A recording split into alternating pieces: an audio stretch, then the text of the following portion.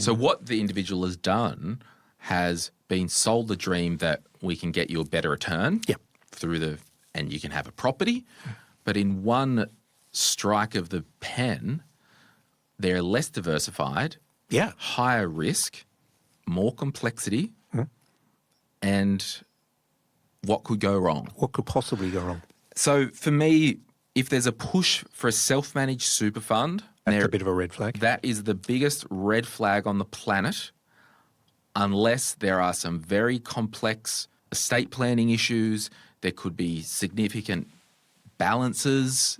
There could be a commercial property, all that stuff. But for the main, so if we swing it back around full circle, the question at Angela, if she went to an advisor and said, we've got this self-managed super fund, commercial property, we need some advice,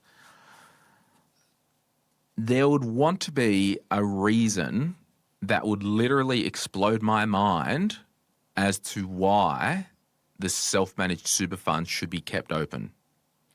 Yeah, the main reason why self-managed super funds make sense in today's environment is if you want to invest in real estate, and that's quite a big deal for doctors owning their surgery, small businesses owning their warehouse, podcasters owning studios. In my old business, we had a lot of self-managed super funds which had taxi plates. Now, back then, that was a big deal. Today, I don't think they're worth very much. But that was a structure that you could do that. Today, a wrap account will give you almost everything you need unless you want to invest in real estate or private company shares.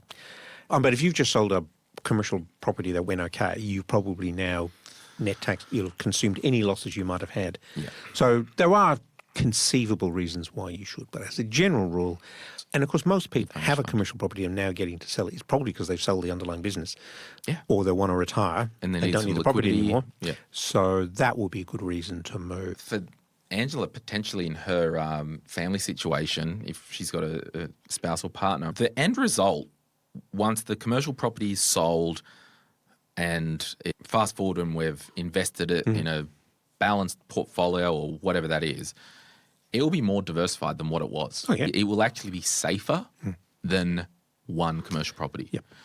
And, of course, by being in the normal superannuation system, you get access to all of the compensation schemes that go with it, which you don't get in a self-managed super fund.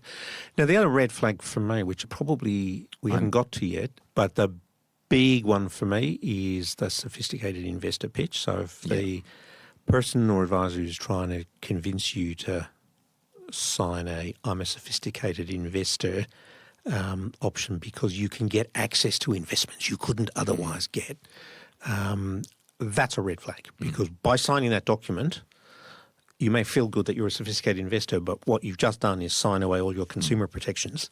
I mean, there are occasional reasons why it might make sense. I had a listener of our show and they won Powerball, so $30 million. And they contacted me and wanted a recommendation. And the advantage for this couple with their $30 million, there are inherent protections for that wealth with Martin's PI, all the due diligence. They're not treated as a sophisticated investor. Yeah.